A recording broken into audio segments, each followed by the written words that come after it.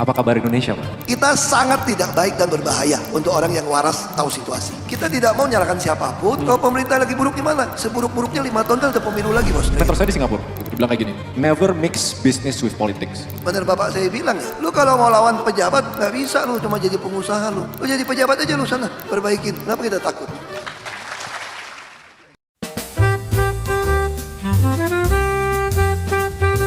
Apa kabar, Pak, hari ini, Pak? Selalu baik aja. Selalu baik. Oke, ini kebanyakan audiens bisnis, Pak. Tapi kalau pembicaraan sama Pak Ahok ini lumayan spesial menurut saya, Pak. Jadi mungkin pertanyaan pertama yang simpel, 3 kata yang simpel, Pak. Apa kabar Indonesia, Pak? Makanya orang suka bilang Ahok itu suka cari musuh kan.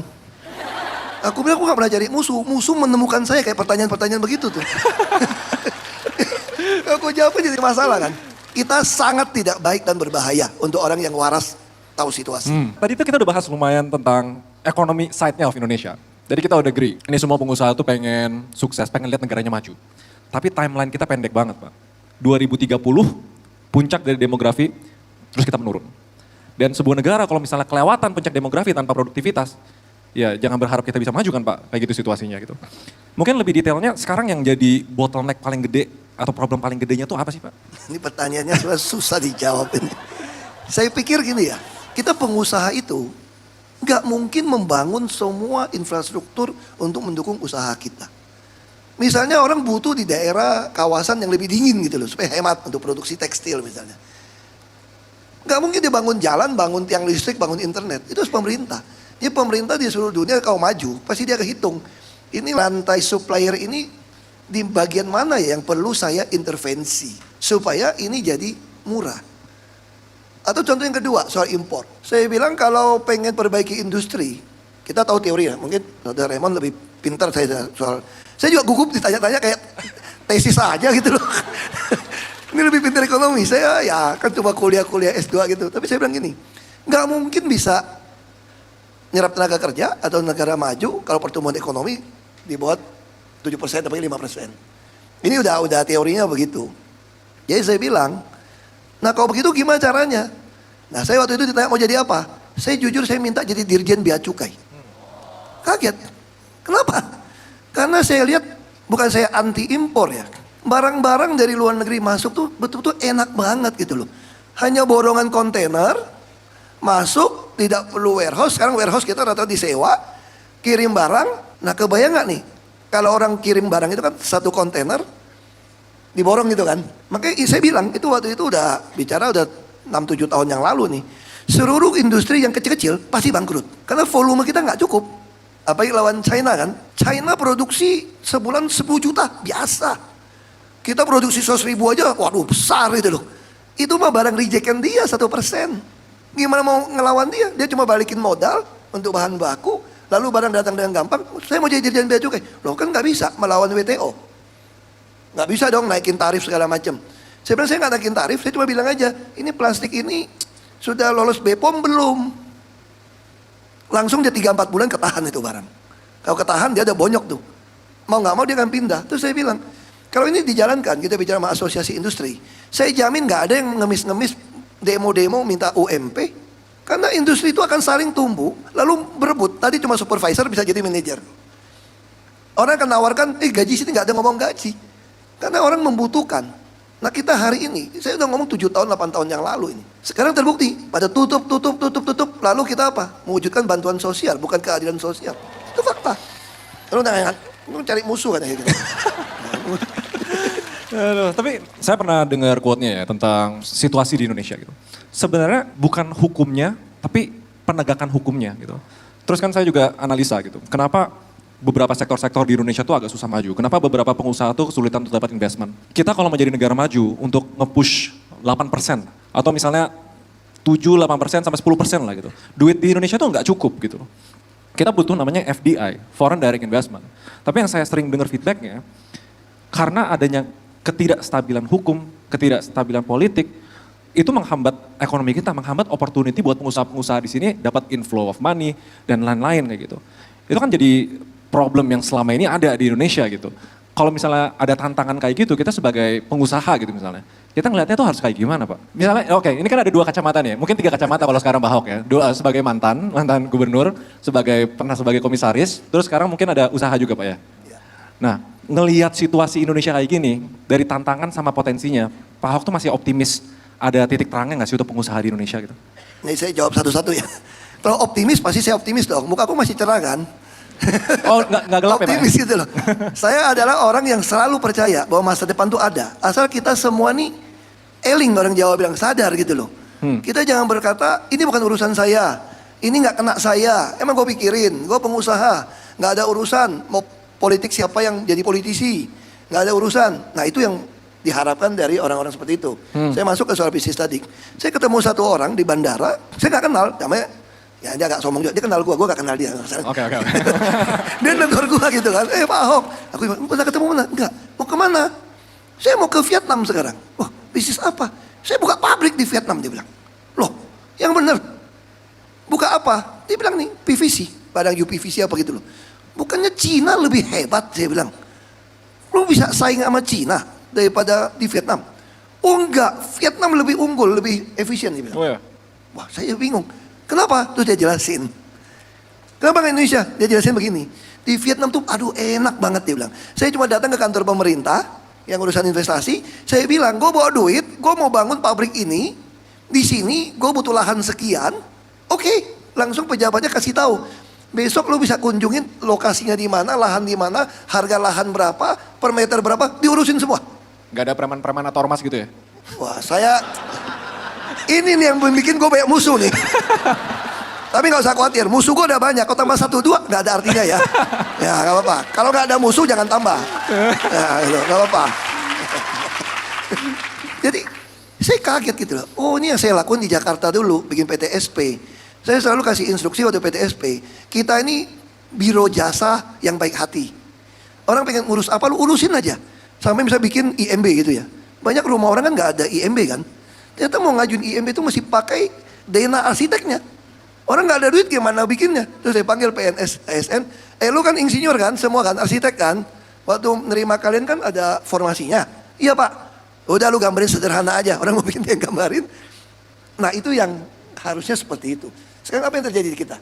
Negara kita ini agak-agak lucu-lucu juga menurut saya gitu kelolanya ya. Serius ini. Kalian kalau punya tanah, sertifikat hak milik atau apa HGB atau HGU lah. Apa sekarang HGB, HGU, kalau hak selesai mau diambil dari mana rumusnya? Ini menarik ini. Tanah yang belum ada sertifikat ditulis apa? Tanah negara, betul nggak? Tanah negara loh yang belum sertifikat. Ya. Tapi pemerintah kalau nggak sertifikatin nggak sah. Emang pemerintah gua waktu gua kerja di Pemda, pemerintah negara mana ya kira-kira? Mesti ngurusin sertifikat, bayar pula sama BPN macam-macam, ukur macam-macam. Terus waktu bayar anggaran nggak cukup, tanah itu gede kok. Terus sertifikat Monas, gua kasih tahu lo ya, Monas belum ada sertifikat tuh. Waktu saya tinggalkan, serius. Makanya dia bikin sertifikat mahal, dipagarin lebih murah kira-kira mungkin. Tapi bisa bayangin ya kalau orang dudukin sana, keluarin surat agen itu macam-macam, ngaku dia punya. Wah berperkara panjang deh. Maaf pemerintah kalah melulu. Mau nyokok duitnya dari mana misalnya. Jadi kalau maksud saya tanah negara ya tanah negara. Saya komisi 2 dulu kan. Ya sudah, kalau udah dikuasai pemerintah, langsung terbitkan sertifikat dong. Enggak. Nah, terus pengalaman bupati. Kita dibawa ke China, ini cerita tahun 2006, hampir 20 tahun yang lalu. Roadshow, bupati-bupati semua dari DPR langsung ngomong, wah ngomong besar lah kita. Silakan investasi di Indonesia, kemudian ini pasar 200 sekian juta. Satu pertanyaan aja dari pengusaha dari Tiongkok itu. Saya mau tanya, dulu saya 1 mo ya. Kira-kira kalau kita terjemahkan, anggap 1 hektar gitu. 1 hektar tanah harganya berapa ya Pak ya? Terus kalau kami ngurusnya gimana Pak ya? Yang ditanya, lihat bupati, lihat gubernur, lihat dari investasi, lihat DPR, nggak ada yang bisa jawab. Nggak ada. Karena di sini ada BPN yang menentukan, bukan kepala daerah. Dulu undang-undangnya, dinas di tiap Pemda itu ada dinas pertanahan. Jadi nggak ada BPN. BPN itu hanya koordinir, tapi yang ngatur semua ini ada di kepala daerah. Baru bisa gampang. Jadi jangan mimpi lah orang investor mau masuk sebetulnya. Kalau kayak begitu. Kita aja kalau ada kesempatan mau keluar di dalam negeri apa luar negeri, kalau ada kesempatan di luar negeri. Masanya kita bertahan tuh katanya kita termasuk kategori agak bokeh, itu aja masalahnya. Iya itu yang cilaka, kita kejepit nih. Tapi nanti saya dibilang kabur aja dulu, Indonesia kan dibilang buzzer Pak. Itu gimana Pak? Itu juga masalah. Kita kadang-kadang kita ini serba susah ya. Kita ngomong bener, dibilang buzzer.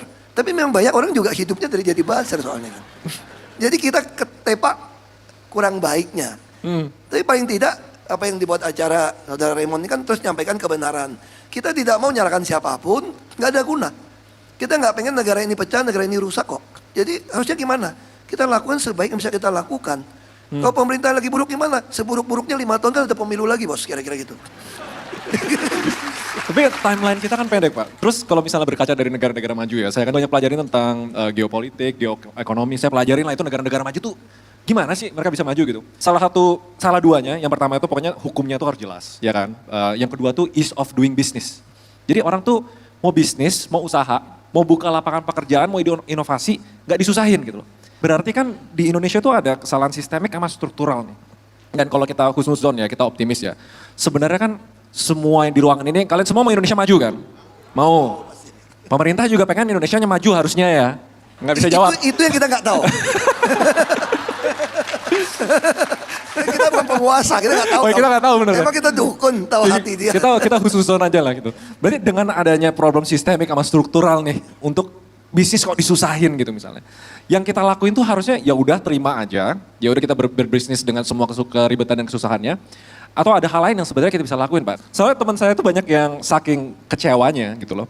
Akhirnya berbisnis, kan bisnis tuh harusnya positif sum.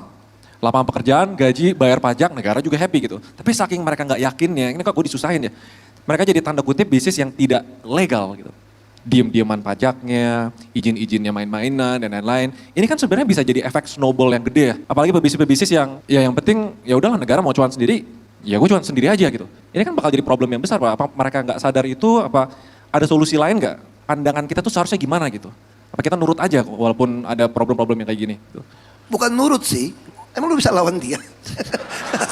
Kan itu pertanyaan kita kan. Tapi kita juga nggak usah jadi lalu frustrasi gitu loh. Lalu ikut-ikut nilep pajak atau apa untuk lakukan.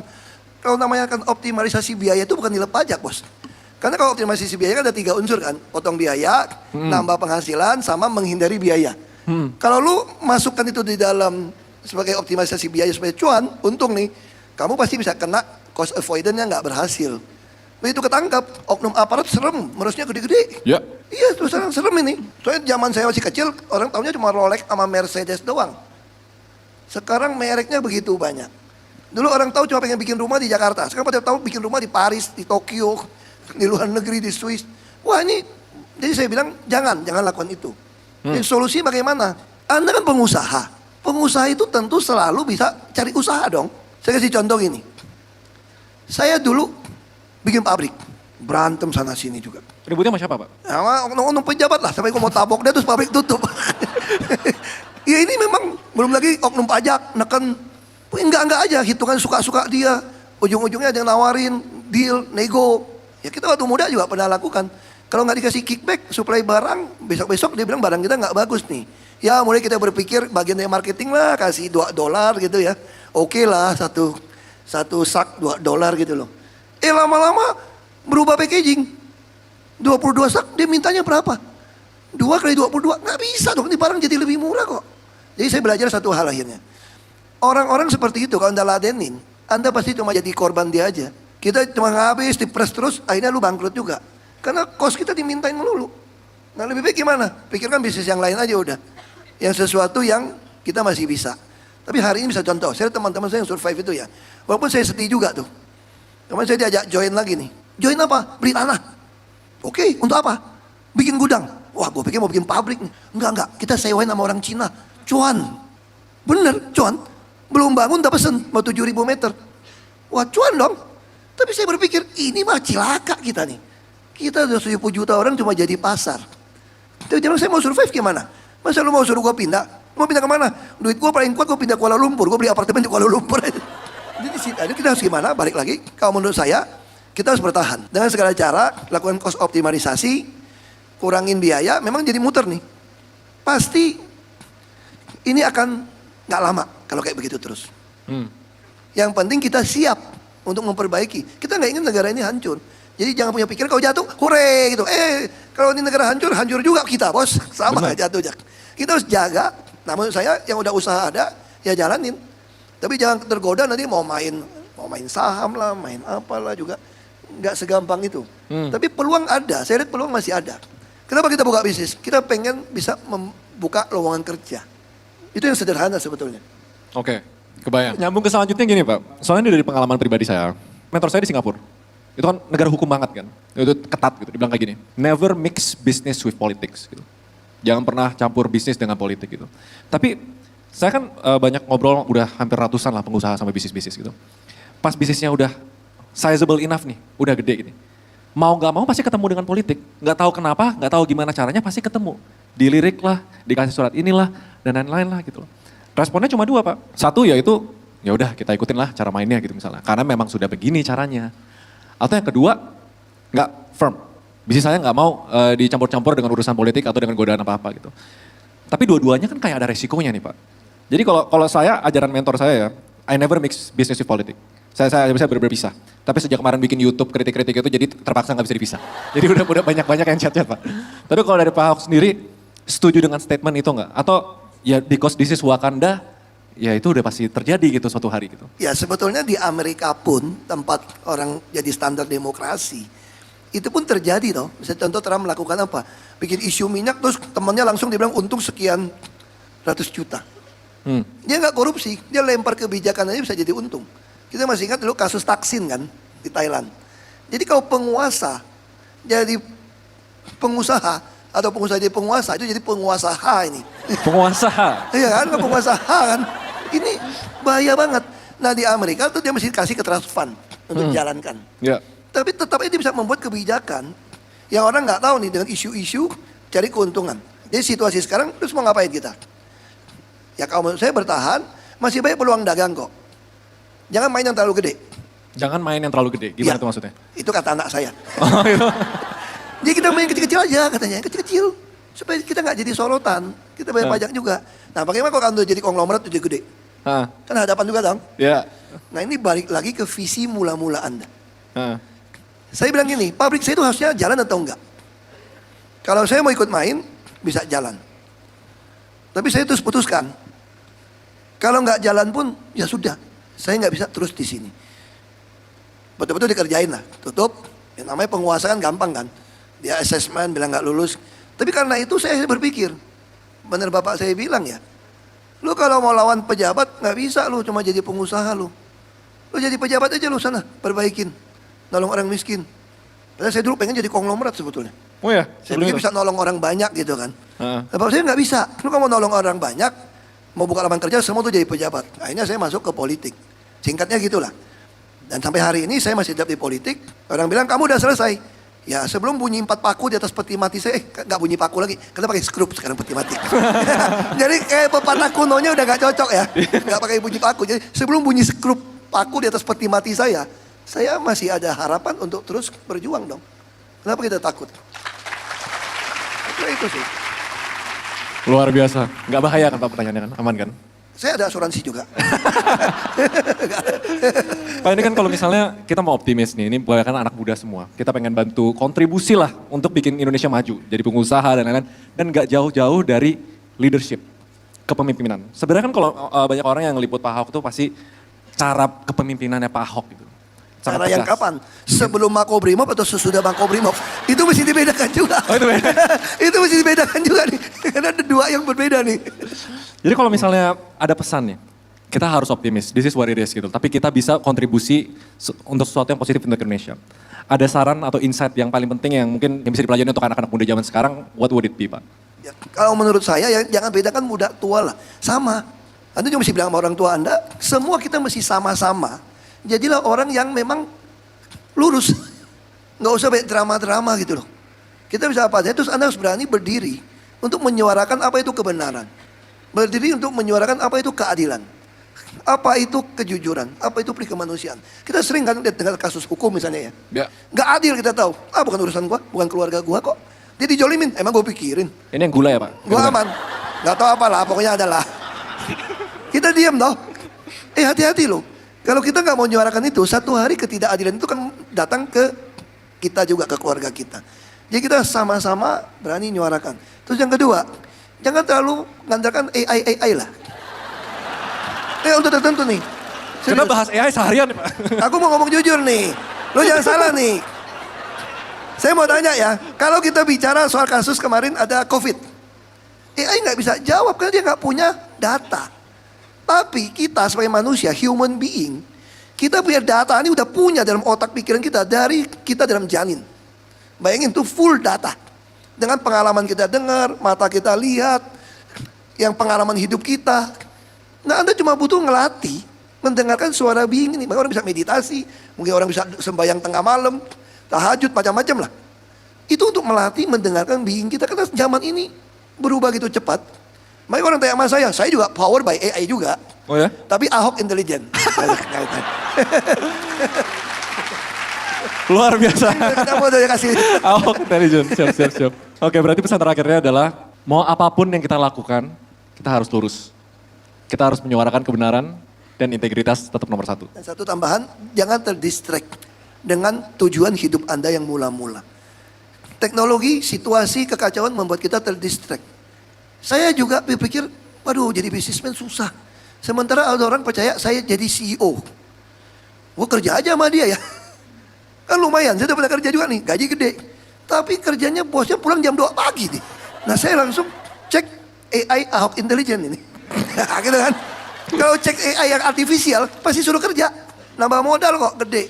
Terus saya cek, saya dapatin kalimat begini. Never overwork for the riches. Kenapa saya ngomong begitu? Saya cuma pengen lebih kaya aja. Terus saya nggak bisa datang lagi dong, ngomporin kalian kan sebanyak. Ya dong hari kayak gini, jangan-jangan bos gue lagi di rumah meeting. Gue di rumah bos. Weekend ada bos. Minggu nemenin bos. Nah saya nggak bisa menularkan, membagikan. Saya kan politisi edukator soalnya. Politisi edukator. Ya, saya pengen semua orang punya persepsi yang sama. Kita punya langkah perjuangan yang sama. Partai politik banyak orang nggak benar. Karena kita yang baik nggak mau masuk. Itu masalahnya. Itu sih. Aku lagi memprovokasi dia. Kan aku profesor juga. Bukan profesor, provokator. Oke. Jadi tertarik gak nih? Kita mau bikin kongres partai nih. Nah, bercandain dia aja.